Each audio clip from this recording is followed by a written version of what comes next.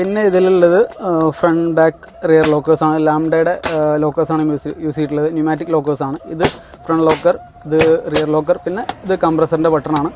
പിന്നെ ഇത് hand brake എന്ന് വെച്ചാൽ പാർക്കിംഗ് ബ്രേക്ക്, റിയർ ഡിസ്ക് ബ്രേക്കാണ്. അതുകൊണ്ട് തന്നെ ഇത് ഓൺ ആക്കി കഴിഞ്ഞാൽ നമ്മളൊരു സ്റ്റീപ്പായിട്ടുള്ള ക്ലൈമ്പിൽ ഫ്ലാഗ് എടുക്കുന്ന സമയത്ത് ഇത് ജസ്റ്റ് ഒന്ന് പ്രസ് കഴിഞ്ഞാൽ ഹാൻഡ് ബ്രേക്ക് ഓൺ ആവും, റിലീസ് കഴിഞ്ഞാൽ ഹാൻഡ് ബ്രേക്ക് ഓഫായി.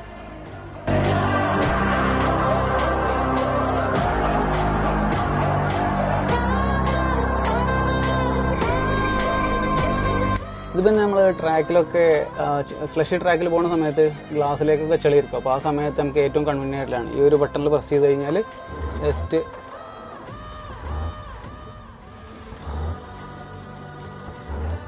പിന്നെ ഇത് നമ്മളിൽ നിന്ന് എയർ ഫില്ല് ചെയ്യാനായിട്ടുള്ളൊരു സെറ്റപ്പാണ്. ഇപ്പോൾ ഇൻ കേസ് നമ്മൾ വണ്ടിയിലോ നമ്മളെ കൂടുതൽ വണ്ടിയിലോ കാറ്റിൻ്റെ എന്തെങ്കിലും പ്രശ്നം വരികയാണെങ്കിൽ നമ്മളിപ്പോൾ ട്രാക്കിൽ പോകുന്ന സമയത്ത് എയർ നമ്മൾ 10 അല്ലെങ്കിൽ 8 പോണ്ട് എയറിലൊക്കെയാണ് റൺ ചെയ്യുക. കഴിഞ്ഞിട്ട് നമ്മൾ ഓൺ റോഡ് വരുമ്പോൾ പിന്നെയും റീഫിൽ ചെയ്യേണ്ടി വരും. അപ്പോൾ ഇതിൽ തന്നെ അതിൽ കംപ്രസർ ടാങ്ക് കാര്യങ്ങളൊക്കെ ഉണ്ട്. അപ്പോൾ നമുക്ക് ഫിൽ ചെയ്യാനായിട്ടൊരു ജാൻറ്റിക്സിൻ്റെ QRC ആണ്. അത് ഭയങ്കര സിമ്പിളാണ്.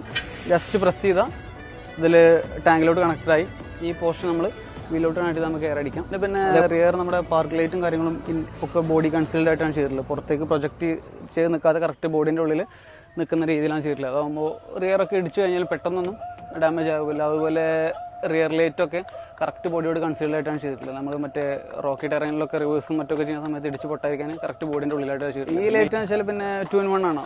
ഈ സെൻട്രൽ എക്സ്പോഷൻ ഓറഞ്ച് കളറിൽ ബ്ലിങ്ക് ചെയ്തിട്ടുള്ള ബ്രേക്കിന് വേണ്ടിയിട്ടുള്ളതാണ്.